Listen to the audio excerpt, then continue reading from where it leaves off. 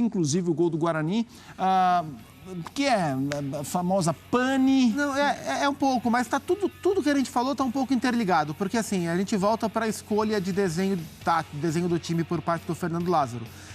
Qual é a grande diferença do Corinthians? De novo, o Corinthians não joga com pontas. Então o Roger Guedes na esquerda não é um ponta, o Watson na direita não é um ponta. Consequentemente, quando o Corinthians não tem a bola, é menos gente voltando para cobrir os lados do campo, né? Então, qual é a compensação disso? Os jogadores de meio campo precisam abrir mais lateralmente para fazer a cobertura, mas esse time do Corinthians é um time que não tem a intensidade de recuperação de bola o tempo inteiro. Então é natural que nesse momento o Corinthians sofra pelos lados do campo. Foi assim que o Bragantino foi superior ao Corinthians na primeira rodada. Foi assim que em alguns momentos o Água Santa encontrou espaço para agredir o Corinthians e finalizar no segundo jogo, no primeiro jogo dentro de casa. E foi assim que com 1 minuto, sabidamente, estrategicamente, porque o Mozart não é um mau treinador, é um cara inteligente para montar suas equipes, e estrategicamente o Guarani, no primeiro lance do jogo, já aproveitou um espaço nas costas do time do Corinthians pelos lados do campo, do lado esquerdo do campo. Antes de chegar no Fábio Santos, a jogada foi construída, nas costas do Fábio Santos a bola entrou, isso gera um efeito cascata, porque aí o Balbuena sai para cobrir o Fábio Santos, o Gil sai para cobrir o Balbuena, o Fagner sai para cobrir o Gil, o Bruninho entra por trás do Fagner e faz o gol. Então, esse é um ponto negativo do time do Corinthians até aqui. A volta, a compactação defensiva, principalmente pelos lados do campo. E a gente volta em vários assuntos. A gente volta no Roger Guedes, a gente volta no próprio Renato, porque o Renato é um craque no sarrafo brasileiro, mas o fato de Renato ser o jogador que ele é, com a idade que ele tem, a gente sabe que sem bola ele entrega um pouco menos. Por isso foi tão importante para o Corinthians, tem sido tão importante ter o Rony entrando, porque o Rony ele compensa com muita entrega e com menos técnica aquilo que outros jogadores entregam na técnica, mas faltam na entrega. Então, o Fernando Lázaro ainda vai encontrar essa compensação no momento sem bola da equipe do Corinthians. E até me lembra um pouco a discussão que o Vitor Pereira levantou sobre o time do Flamengo no ano passado, né? Porque o Flamengo do Dorival jogava no meio-campo losango, não tinha pontas e sofria sem a bola pelos lados, né? E é o mesmo tipo de problema que o Corinthians vem apresentando nesses primeiros jogos da temporada. E é o Maicon que dobra ali e se machuca, né? Exato. Inclusive a gente vai para o Allianz, a gente vai para a Arena Corinthians acionar o Mendel, que tem informações justamente, torcedor corintiano preocupado, por aí já falaram alguma coisa do Maicon, Mendel? Existe mesmo essa preocupação, Felipe, com o Maicon e com o Cantilho, os dois jogadores que deixaram a partida. O Maicon com um problema no posterior da coxa esquerda. É uma preocupação, já que ele havia sido poupado na última partida contra a Inter de Limeira, justamente por uma questão muscular. E também o Cantilho, que entrou no lugar do Adson, também deixou o campo com problemas no posterior da coxa direita. Ele teve que sair de campo depois de 15 minutos com esse problema. Segundo informações do Corinthians, eles serão avaliados na quinta-feira. A preocupação é grande, principalmente nessa posição de volante, já que o Fausto Vera vem de um problema no tornozelo. Então, são 3 jogadores da posição que preocupam para o clássico de domingo contra o São Paulo. Os 3 jogadores que serão avaliados aí durante a semana para saber se tem condições de enfrentar o São Paulo no clássico de domingo. Valeu. Informações importantes. Mendel, você citou o Maicon. O ano passado, quando o Maicon se lesionou, óbvio, a gente está no começo da temporada, o contexto é completamente diferente, mas quando ele se lesionou, foi um baque para o Corinthians. Ele sofreu... Ele era o melhor do time. Era o melhor do time, sofreu meses até se recuperar. Teve 2 lesões. Teve uma fratura no pé, no dedinho do pé contra o Flamengo pela Libertadores, e quando ele volta, ele não volta bem e tem uma lesão muscular. Aí praticamente acabou o ano. E isso impacta no entrosamento, né? Porque foi no momento que não só ele estava bem, mas ele estava formando uma dupla muito interessante com o Queiroz. O Maicon, o valor do Maicon na temporada 2023, Mari? Qual o peso dele nesse elenco e nas pretensões do Corinthians nessa temporada? Ele é o titular da posição, né?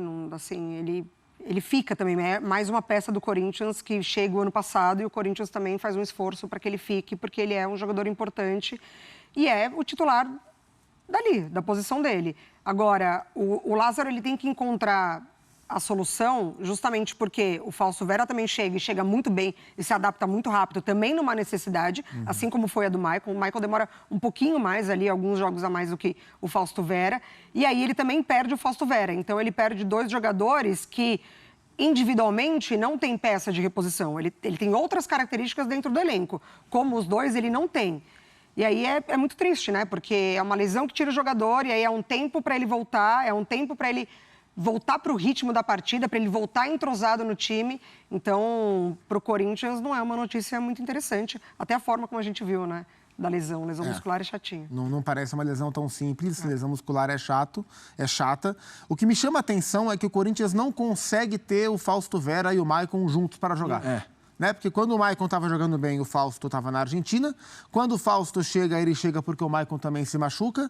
Aí, a hora que o Maicon se recupera e os dois vão jogar juntos, ele tem a lesão muscular. E aí, no fim do ano, a temporada já tinha praticamente acabado. Agora era para eles formarem a dupla. Inclusive, o Duqueiroz fica um pouco mais como opção, já que vai embora no meio do ano. Aí, primeiro o Fausto machuca, agora o Maicon machuca. Vamos ver, enfim, tá muito nítido que o Fausto voltará primeiro. Tá até perto de voltar. O Cantilho entrega menos, né? É um jogador que vem jogando alguns minutos na temporada, mas muitas vezes ele atrapalha mais do que ajuda em campo. Me incomoda algumas das suas fragilidades como jogador, mais do que as suas virtudes me encantam. Abre-se espaço para quem a gente estava falando, abre-se espaço para o Rony, que nesse momento, antes de começar a temporada, não entraria em nenhuma discussão sobre titularidade, minutos, mas o momento pede, as lesões infelizmente pedem, né? E ele deve ganhar espaço. Vamos falar mais sobre o técnico do Corinthians, o Fernando Lázaro. Os números nesse início de temporada, vitória, mais uma e de novo em casa. Foram até aqui 4 partidas, as 2 vitórias em casa, um empate, uma derrota fora, o aproveitamento de 58,3%. Poucos gols marcados, mas pouquíssimos também sofridos. 5 feitos, 2 sofridos. Chutes a favor, 55. Chutes certos a favor, 17. Chutes contra, 60. Chutes certos contra, 20. Mais do que números, Mari, Zupac, como avaliar o início desse trabalho do Lázaro, as mudanças, a postura dele, taticamente falando, mas do próprio técnico mesmo, entrevistas, como ele se coloca, o que vocês estão achando dessa o Corinthians sob nova direção? Não, assim, eu tenho gostado de maneira geral. Não é um começo avassalador, é um começo que vai num ritmo moderado, claramente com diferença de performance dentro e fora de casa, isso a gente já discutiu bastante aqui, e é algo que tem que ser buscado de maneira mais equilibrada, mas me interessa, me chama a atenção a maneira que ele quer que o Corinthians jogue, principalmente dentro de casa, e eu acho que isso é interessante, isso diz muito sobre como ele vê futebol. Ele quer que o Corinthians tenha bastante gente agredindo, e esse é um ponto positivo. Se isso for bem trabalhado, o Corinthians tem tudo para ter uma temporada interessante nesse sentido, e claro, tem o aspecto defensivo que vem chamando a atenção. O Corinthians vem sofrendo muitas finalizações em todos os jogos, exceção feita contra a Inter de Limeira, que foi um jogo muito ruim de uma maneira geral para as duas equipes, mas o Corinthians vem mostrando menos proteção do que poderia. Então é um trabalho que vem num ritmo moderado, mas com um potencial de crescimento interessante, e o que mais me agrada é o que ele quer, em teoria, que esse time jogue. É uma proposta ofensiva para um time que tem vocação ofensiva.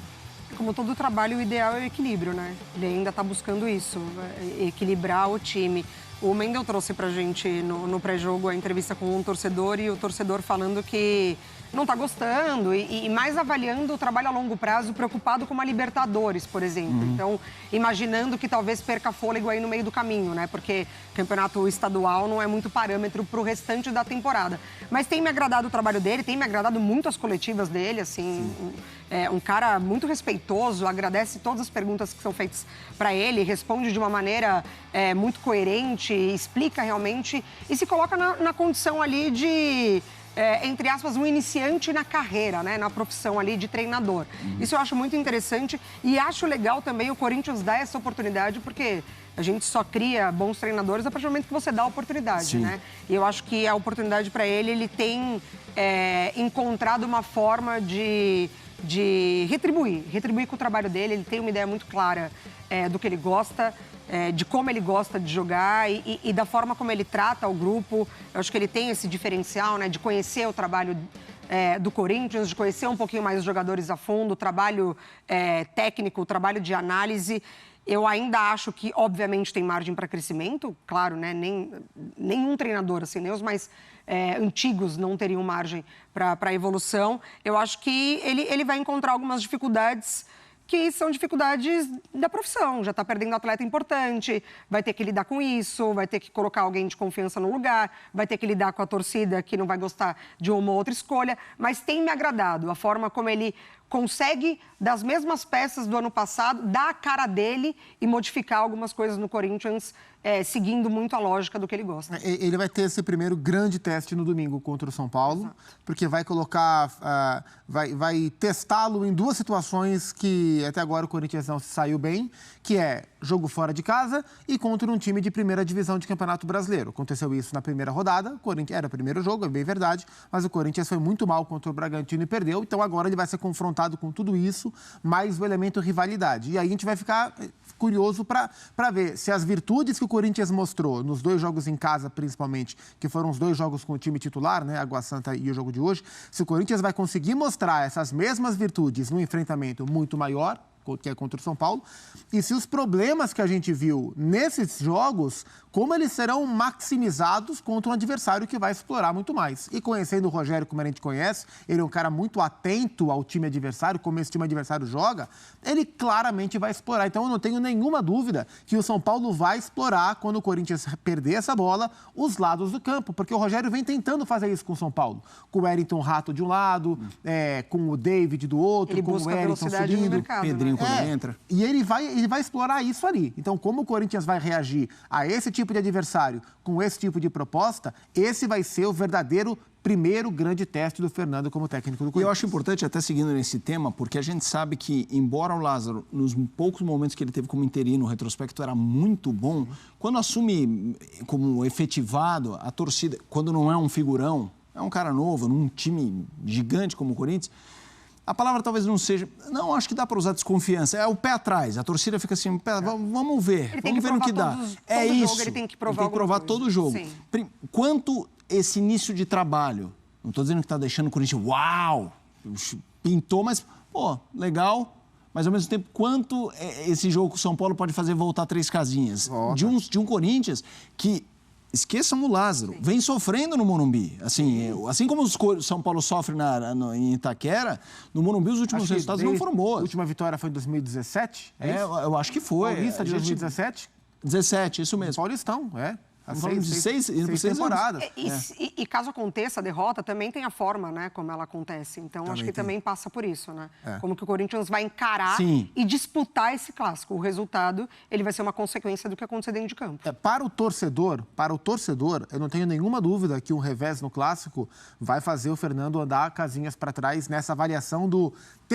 Essa discussão é boa, ela é muito recorrente. Se ele tem estofo ou não tem estofo para dirigir o Corinthians, né? Porque a questão da experiência, né? E a gente ainda até falou, o torcedor reclamou que o Fernando é inexperiente. Ele é mesmo. E ele vai ser isso.